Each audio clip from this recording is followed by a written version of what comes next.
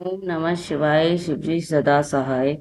ओम नमः शिवाय। गुरुजी सदा सहाय। आज हम गुरुजी महाराज का भोलेनाथ का ध्यान करते हुए रुद्र संहिता पंचम युद्ध खंड पढ़ेंगे। चलिए शुरू करते हैं। सर्वदेव में रथ का वर्णन। शिवजी का उस रथ पर चढ़कर युद्ध के लिए प्रस्थान। उनका पशुपति नाम पड़ने का कारण। शिवजी द्वारा गणेश का पूजन और त्रिपुर दहा। मैं दानव का त्रिपुर से जीवित बच निकलना। व्यास जी ने कहा, शैव प्रवर सनत कुमार जी, आपकी बड़ी बुद्धि उत्तम है। आप सर्वज्ञ हैं।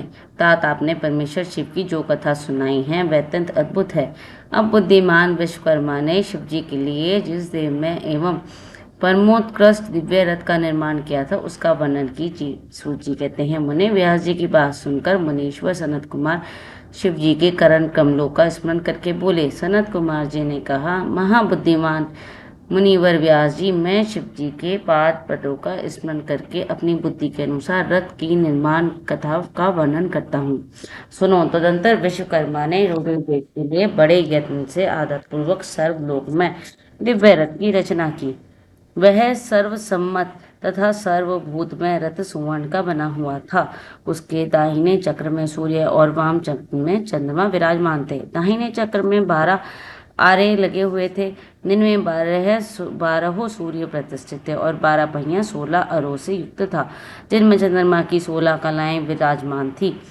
उत्तम व्रत का पालन करने वाले विपेंद्र, अश्विनी आदि सब 27वां नक्षत्र भी उस वामचंद्र की ओर शोभा बढ़ा रहे थे। वे प्रशेष चहुं ऋतुएं उन दोनों पहियों के नेमी बनी। अंतरिक्ष रथ का अग्रभाग हुआ और मंदराचल ने रथ की बैठक का स्थान ग्रहण किया। उद्याचल और अस्ताचल ये दोनों उस रथ के कुबर हुए। उसके बाद मेहारू अधिष्ठान हुआ और शाखा पर्वत उसके आश्रय स्थान हुए। स्वर उस रथ का वेग, उत्तरायण और दक्षिणायन दोनों लोहधारक मुहूर्त बंधुर रस्सा कलाएं उनकी कीली हुई। कंटाक्ष उसका घोड़ा, नासिका रूप अग्रभाग, क्षण अक्षरदंड, निमेष अनुकर्ष नीचे का काष्ठ और लव ईर्षा दंड हुए। दर्ग्यु लोग इस रथ का वरुथ, ऊपरी पर्दा तथा स्वर्ग और मोक्ष ध्वजाएं हुई। अभ्रमु ऐरावत की पत्नी और कामधेनु जुए के अंतिम छोर पर स्थित हुए। अव्यक्त प्रकृति उसका ईर्षादंड, बुद्धि नदवल, अहंकार कोना और पंच महाभूत उनका बल थे। मुनीश्वर इंद्रियां उसकी चारों ओर से विभूषित कर रही थी और श्रद्धा उस रथ की चाल थी। उस समय वेदों के 6 अंग ही उनके भूषण और पुराण न्याय मीमांसा और धर्मशास्त्र उपभूषण हुए। संपूर्ण शुभ लक्षणों से युक्त बल संपन्न श्रेष्ठ मंत्र घटना के स्नापत्र हुए और वर्ण और आश्रम उनके पद बने। स्वस्थ फणों से सुशोभित शेषनाग बंधन रज्जु हुए और दक्षिण दिशाएं और उपदिशाओं उसके पद बने। पुष्कर आदि तीर्थों में रतनजड़ित स्वर्ण में पताकाओं का स्थान ग्रहण किया और चारों समुद्र उस रथ के आच्छादन वस्त्र बने। गंगा आदि सब श्रेष्ठ सहिताओं ने सुंदरी स्त्रियों का रूप धारण किया और समस्त आभूषणों से भूषित हो हाथ में छवरले यत्र तत्र स्थित होकर ये रथ की शोभाएं बढ़ाने लगी। आव आदि साधु वायुओं ने स्वर्ण में उत्तम सोपान का काम संभाला। लोकालोक पर्वत उसके चारों ओर का उप सोपान और मानस आदि सरोवर उसके बाहर सुंदर भारी विषम स्थान हुए। सारे वर्षाचल उसके चारों ओर के पाश बने और नीचे के लोगों के निवासी उस रथ का टाल भाग हुए। देवादिदेव भगवान ब्रह्मा लगाम पकड़ने वाले सारथी हुए और ब्रह्म दैवत ओंकार उन ब्राह्मण देव का चंबुक हुआ। अकार ने विशाल छत्र का रूप धारण किया। मंदराचल पार्श्ववाद का दंड हुआ। शैलराज हिमालय धनुष और सोम नागराज शेष उसके प्रशंसा बने। श्रुति रूपिणी सरस्वती देवी उस धनुष की घंटा हुई और महातेजस्वी विष्णु बाण और अग्नि उस बाण के नोक बने। मुनि चारों वेद उस रथ के जुताने वाले 4 घोड़े कहे गए हैं। इसके बाद शीश में ज्योतियां उन अश्वों की आभूषण हुई। विश्व से उत्पन्न हुई वस्तुओं ने सेना का रूप धारण किया। वायु बाजा बजाने वाले और व्यास आदि मुख ऋषि वह वाहक हुए। मुनिवर, अधिक कहने से क्या लाभ, मैं संक्षेप में ही बतलाता हूँ कि ब्रह्मांड में जो कुछ वस्तु थी वह सब उस रथ में विराजमान थी। इसी प्रकार बुद्धिमान विश्वकर्मा ने ब्रह्मा और विष्णु की आज्ञा से उस रूप रथ का और तथा रथ सामग्री का निर्माण किया।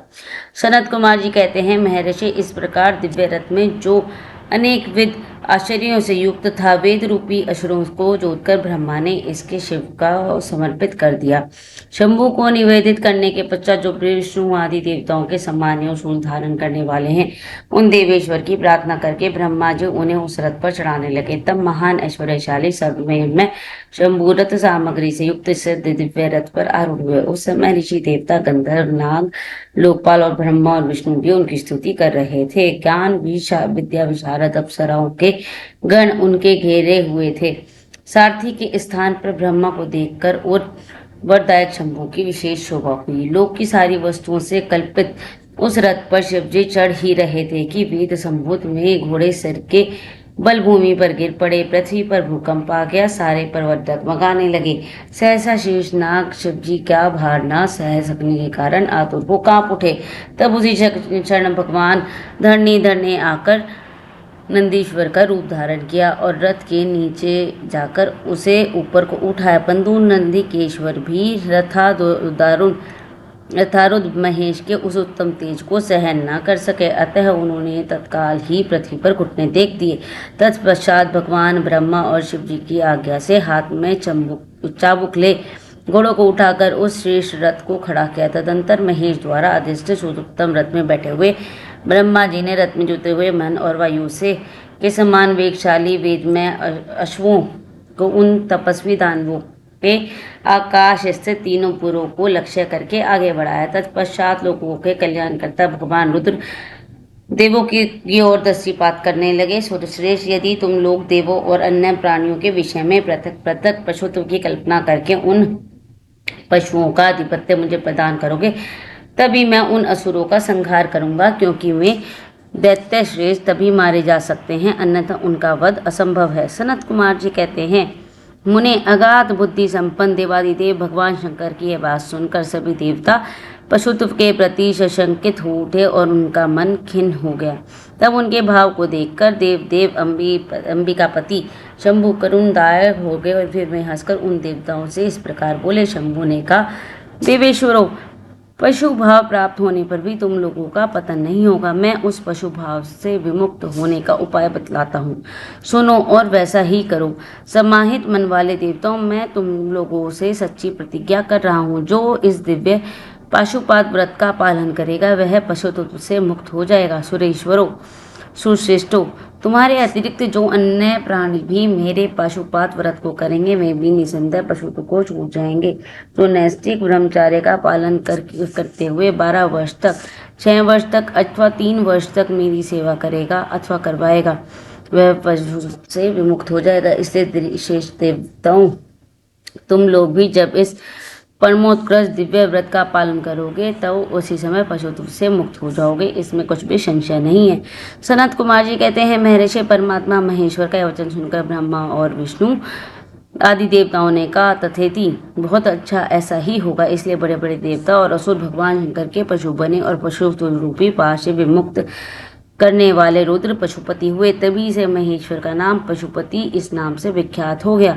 यह नाम समस्त लोगों में कल्याण प्रदान करने वाला है। उस समय संपूर्ण देवता और ऋषि हर्षमग्न होकर जय जयकार करने लगे और देवेश्वर ब्रह्मा, विष्णु और अन्य प्राणी भी परमानंद मग्न हो गए। और उस अवसर पर महान शिव का जैसा रूप प्रकट हुआ वैसे वर्णन सैकड़ों वर्षों में भी नहीं किया जा सकता। तदंतर जो शिवा तथा संपूर्ण जगत के स्वामी और समस्त प्राणियों को सुख प्रदान करने वाले हैं, मैं महेश्वरी और सुसज्जित होकर त्रिपुर का संहार करने के लिए प्रस्थित हुए। जिस समय देव महादेव त्रिपुर का विनाश करने के लिए चले, उस अवसर पर दिव्यराज आदि सभी प्रधान देवता भी उनके साथ प्रशस्त हुए। पर्वत के समान विशालकाय उन सुरेश्वरों का मन प्रसन्न था। वे सूर्य के समान प्रकाशित हो रहे थे। सभी हाथों में हल, शाल, मूसल, भुसुंडी और नाना प्रकार के पर्वत जैसे विशाल आयुधों की धारण करके हाथी, घोड़े, सिंह, रथ और बैलों पर सवार हो चल रहे थे। उस समय जिनके शरीर पर परम प्रकाशमान थे और मन महान उत्सव से संपन्न थे और तथा जो नाना प्रकार के अस्त्र शस्त्रों से सुसज्जित थे। में इंद्र ब्रह्मा और विष्णु आदि देव शंभु की जय जयकार बोलते हुए महेश्वर के आगे आगे चले। सभी डंडे और जटाधारी मुनि हर्ष मनाने लगे और आकाशचारी सिद्ध और चारण पुष्पों की वर्षा करने लगे। वे इंद्र त्रिपुर की यात्रा करते समय जितने गणेश्वर शिव जी के साथ थे उनकी गणना करके कौन पार पा सकता है, तथापि मैं कुछ का वर्णन करता हूँ। योगिन समस्त गणराजों में शेष भृंगी गणेश्वरों और देवगणों से घिरकर विमान पर आरूढ़ हो महेंद्र की भांति त्रिपुर का विनाश करने के लिए चले। उनके साथ साथ केश, विगतवास, महाकेश, महाज्वर, सोमवल्ली, स्वर्ण, सोमप, सनक, सोमध्रक, सूर्यवर्चा, सूर्य परीक्षण, सूर्याक्ष, सूरीनामा, सुरसुंदर, प्रस्कंद, कुंदर, चंड, अंपन, अतिकंपन, इंद्रजय, यंता, हेमकर, शताक्ष, पंचाक्ष, सहस्त्राक्ष, महोदर, सतीजहु, शतास्य, रंक, कर्पूर, पूतन, द्विशिख, त्रिशिख, अहंकारक, अजवक्र, अष्टवक्र, हैवक्र, अर्धवक्र आदि बहुत से अप्रमेय बलशाली वीर गणाध्यक्ष लक्ष्य लक्षण की परवाह न करते हुए महेश्वर को घेर कर चल रहे थे। व्यास जी तदंतर महादेव शंभु संपूर्ण सामग्रियों सहित उस रथ पर स्थित हो उन शूरद्रोहियों के तीनों पुरों को पूर्णतया दग्ध करने के लिए उद्यत हुए। उन्होंने रथ के शीर्ष स्थान पर स्थित हो उस महान अद्भुत धनुष पर पतंग चढ़ाई और उस पर उत्तम बाण को संधान करके में रोहोवेश हो से होठ को चाटने लगे। फिर धनुष की मूल को दृढ़तापूर्वक पकड़कर और दृष्टि में मिलाकर वे वहां अचल भाव से खड़े हो गए, परंतु उनके अंगूठे के अग्रभाग में स्थित हो गणेश निरंतर पीड़ा ही पहुंचाने लगे रहे, जिससे में तीनों पुर त्रिशूलधारी शंकर का लक्ष्य नहीं बन सके। तब धनुष बाणधारी मंजुकेश विप्रूपाक्ष शंकर ने परम शोभन आकाशवाणी सुनी। तब व्योमवाणी ने कहा, ऐश्वर्यशाली जगदीश्वर, जब तक आप इन गणेश की अर्चना नहीं कर लेते तब तक तीनों पुरों का संहार नहीं कर सकेंगे। तब ऐसी बात को सुनकर अंधकासुर के निहंता भगवान शिव ने भद्रकाली को बुलाकर गजानन का पूजन किया। जब हर्षपूर्वक विधि विधान सहित अग्रभाग में स्थित उन विनायक की पूजा की गई तब मैं प्रसन्न हो गए। फिर तो भगवान शंकर का 39 पुत्र महामनस्वी दैत्यों के 3 नगर यथोक्त रूप से आकाश में स्थित दिख पड़े।